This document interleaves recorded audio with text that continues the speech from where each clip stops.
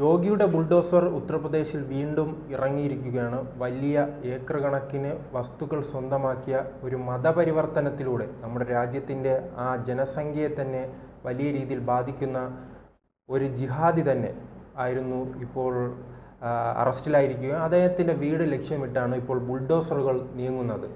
അതിൻ്റെ കൂടുതൽ വിവരങ്ങൾ എന്താണ്? നമുക്കറിയാം, ഉത്തർപ്രദേശിൽ ഈ മതപരിവർത്തന നിരോധന നിയമം കർക്കശമായി നടപ്പാക്കുന്ന ഒരു സംസ്ഥാനമാണ്. അതുപോലെ ലവ് ജിഹാദിനെതിരെ നിയമനിർമ്മാണം നടത്തിയ സംസ്ഥാനമാണ് UP. അതിൻ്റെ മുഖ്യമന്ത്രി യോഗി ആദിത്യനാഥ്. അപ്പോൾ അദ്ദേഹത്തിൻ്റെ ബുൾഡോസർ രാജ് വളരെ പ്രസിദ്ധമാണ്. സുപ്രീം കോടതി പോലും അതിനെതിരെ രംഗത്ത് വന്നു. ബുൾഡോസർ അങ്ങനെ ഉപയോഗിക്കരുത്, ഇവർക്ക് കുറ്റവാളികൾക്ക് അവസരം കൊടുക്കണം എന്നൊക്കെ പറഞ്ഞ് രംഗത്ത് വന്നു. പക്ഷേ ഇക്കാര്യത്തിലൊക്കെ നിയമം കൃത്യമായിട്ട് പാലിക്കാനാണ് യോഗി സർക്കാർ ശ്രമിക്കുന്നത്. അവർ മുന്നോട്ട് പോകുന്നത് അങ്ങനെയാണ്. കുറ്റം ചെയ്യുന്നവരുടെ ഈ പറയുന്നത് പോലെ അനധികൃതമായിട്ട് ഭൂമി കയ്യേറി അനധികൃത കെട്ടിടങ്ങൾ നിർമ്മിക്കുന്നവരോട് ഒരു ദയാദാക്ഷിണ്യവും കാണിക്കുന്നില്ല. വളരെ കൃത്യമായിട്ട് അത് ബുൾഡോസർ ഉപയോഗിച്ച് പൊളിച്ചു കളയുകയാണ് യോഗി സർക്കാർ ചെയ്തുകൊണ്ടിരിക്കുന്നത്. ഇവിടെ ഇപ്പോൾ ഈ ഉത്തർപ്രദേശിൽ ഈ മതപരിവർത്തനം, അതായത് വിധവകൾ, സ്ത്രീകൾ, ഈ പട്ടികജാതി പട്ടികവർഗത്തിൽപ്പെട്ട സ്ത്രീകൾ, അതിൽപ്പെട്ട കുടുംബങ്ങൾ, അവരെയൊക്കെ പണം കൊടുത്ത് പ്രലോഭിപ്പിച്ചും ഭീഷണിപ്പെടുത്തിയും ഒക്കെ മതം മാറ്റുന്ന ഒരു വലിയ ലോബി അവിടെ പ്രവർത്തിച്ചിരുന്നു. ആ ലോബിയെ ചലിപ്പിച്ചു കൊണ്ടിരുന്ന അതിൻ്റെ മുഖ്യ ആസൂത്രകനായ ആളും സഹായിയുമാണ് പിടിയിലായത്. നേരത്തെ കഴിഞ്ഞ ഏപ്രിലിൽ ഇയാളുടെ ഒരു സഹായിയും മകനും പിടിയിലായിരുന്നു.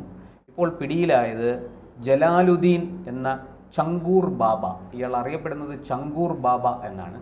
ഈ ചങ്കൂർ ബാബയുടെ യഥാർത്ഥ പേര് ജലാലുദ്ദീൻ എന്നാണ്. ഇയാൾ ഇത്തിരി പ്രായം ചെന്ന ഒരാളാണ്, ഒരു 10-70 വയസ്സൊക്കെ വരും. ഈ ജലാലുദ്ദീനും അയാളുടെ സഹായി നീതു എന്ന പേരിൽ അറിയപ്പെടുന്ന നസ്രീൻ, ഇവർ രണ്ടുപേരുമാണ് ഇപ്പോൾ അറസ്റ്റിലായത്. ഇവർ ബൽറാംപൂർ ജില്ലയിലെ മധ്പൂരിൽ ഒളിവിൽ കഴിയുകയായിരുന്നു. ഇവർക്കെതിരെ നിരവധി പരാതികൾ ലഭിക്കുകയും അതിൻ്റെ അടിസ്ഥാനത്തിൽ പോലീസ് ഇവരെ പിടികൂടുന്നവർക്ക് 50,000 രൂപയുടെ പാരിതോഷികം പ്രഖ്യാപിക്കുകയും ചെയ്തിരുന്നു. അങ്ങനെയാണ് ഇവരിപ്പോൾ പിടിയിലായത്. ഈ ഏപ്രിലിൽ ഇവരുടെ സഹായികളായ ജമാലുദ്ദീൻ, മകൻ മെഹബൂബ്, ഈ രണ്ടുപേരും പിടിയിലായിരുന്നു. ഇവരെ വിശദമായിട്ട് ചോദ്യം ചെയ്തതിൻ്റെ അടിസ്ഥാനത്തിലാണ് ഈ ജലാലുദ്ദീൻ്റെയും നസ്രീൻ്റെയും ഒളിത്താവളം അവർ പറഞ്ഞു കൊടുത്തത്. അതിൻ്റെ അടിസ്ഥാനത്തിൽ പോലീസ് അവിടം വളഞ്ഞ് ഇവരെ പിടികൂടിയത്. ഈ ചങ്കൂർ ബാബയ്ക്കെതിരെ ലക്നൗ ഗോമതി നഗർ പോലീസ് സ്റ്റേഷനിൽ നിയമവിരുദ്ധ പ്രവർത്തനങ്ങൾക്കും ഈ അന്യായമായ മതപരിവർത്തനത്തിനും നിയമവിരുദ്ധമായിട്ട് മതപരിവർത്തനം നടത്തുന്നതിനുമൊക്കെ നിരവധി കേസുകൾ രജിസ്റ്റർ ചെയ്യപ്പെട്ടിട്ടുണ്ട്. പക്ഷെ ഒന്നിൽ പോലും ഇയാൾ പിടികൂടപ്പെട്ടിട്ടില്ല എന്നുള്ളതാണ് ഏറ്റവും രസകരമായ കാര്യം. ഈ യോഗി സർക്കാർ വന്നതിന് ശേഷമാണ് ഇവർക്കെതിരെ നടപടികൾ ആരംഭിച്ചത്. അപ്പോൾ ഇവർ ഒളിവിൽ പോയി. നീണ്ടകാലം ഒളിവിൽ കഴിഞ്ഞിരുന്ന ഇവരെയാണ് ഇപ്പോൾ പിടികൂടിയത് പോലീസ്. എന്ന് മാത്രമല്ല, ഇവരുടെ പല അനധികൃത നിർമ്മാണങ്ങളും കണ്ടെത്തി.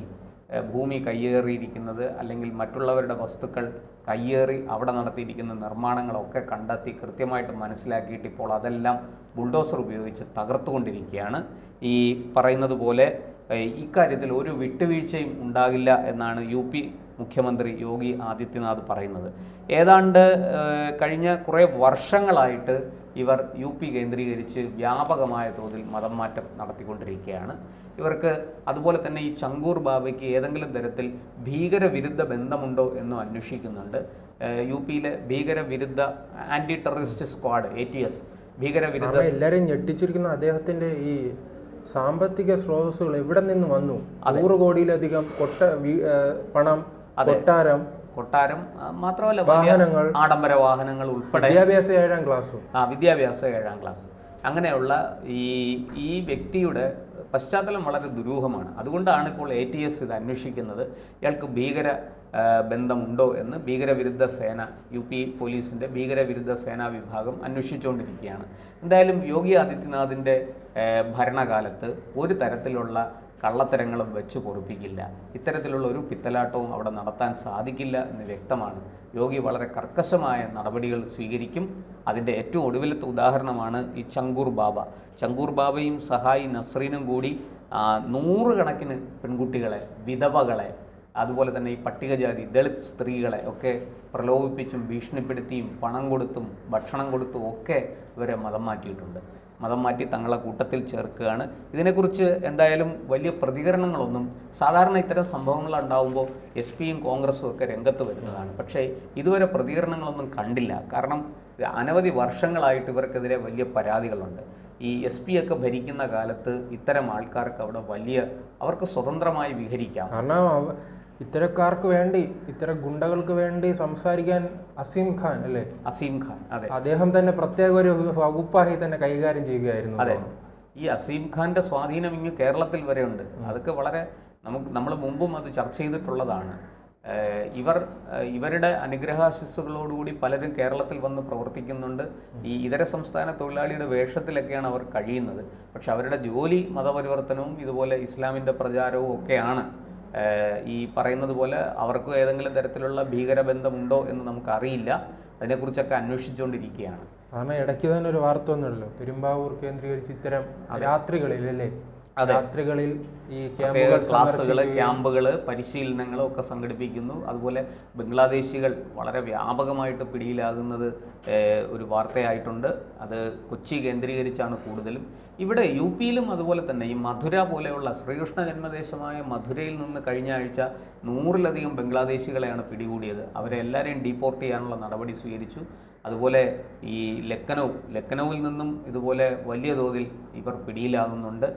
അത്തരക്കാരെ അപ്പോൾ തന്നെ യോഗി സർക്കാർ അതിനകത്ത് അല്പം പോലും സമയം പാഴാക്കാറില്ല. വളരെ കൃത്യമായിട്ട് വളരെ പെട്ടെന്ന് നടപടി സ്വീകരിച്ച് ഇന്ത്യ ഗവൺമെൻറ്റുമായിട്ട് ചേർന്ന് അവരെ അതിർത്തി കടത്തിവിടുന്ന അതാണ് പതിവ്. ഇവിടെ ഇപ്പോൾ ഈ ചങ്കൂർ ബാബയെ സംബന്ധിച്ച് ഇനി കൂടുതൽ വിവരങ്ങൾ പുറത്തു വരാനുണ്ട്. ഇയാൾ UP-യിൽ മാത്രമാണോ ഇയാൾക്ക് കേന്ദ്രങ്ങളുള്ളത്?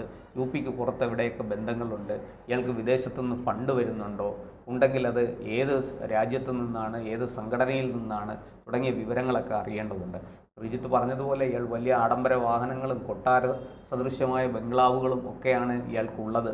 അതിൽ പലതും ഇപ്പോൾ UP പോലീസിൻ്റെ ബുൾഡോസർ കയറി ഇറങ്ങിക്കഴിഞ്ഞു. പലതും നിലംപൊത്തി, അനധികൃതമായി നിർമ്മിച്ചവയെല്ലാം തന്നെ നിലംപൊത്തിയിട്ടുണ്ട്.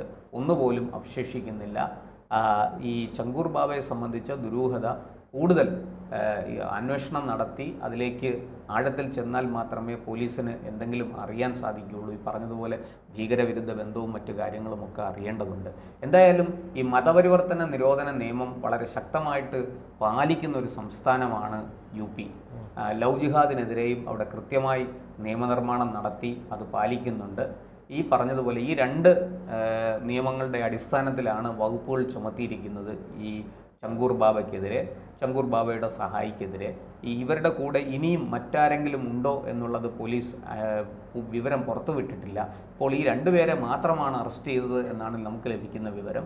പക്ഷേ നേരത്തെ ചില സഹായികൾ പിടിയിലായിട്ടുണ്ട്. അവരെ സംബന്ധിച്ചുള്ള വിവരങ്ങളൊക്കെ നേരത്തെ തന്നെ പുറത്തു വന്നിരുന്നു. ഇപ്പോൾ ഇവരുടെ ഒപ്പം മറ്റാരെങ്കിലും പിടിയിലായിട്ടുണ്ടോ, ഇനി ആരെങ്കിലും പിടിയിലാകാനുണ്ടോ തുടങ്ങിയ വിവരങ്ങൾക്കായി കാത്തിരിക്കുകയാണ്. കൂടുതൽ വിശദാംശങ്ങൾ പോലീസ് താമസിയാതെ പുറത്തുവിടും എന്നുള്ള പ്രതീക്ഷയിലാണ്.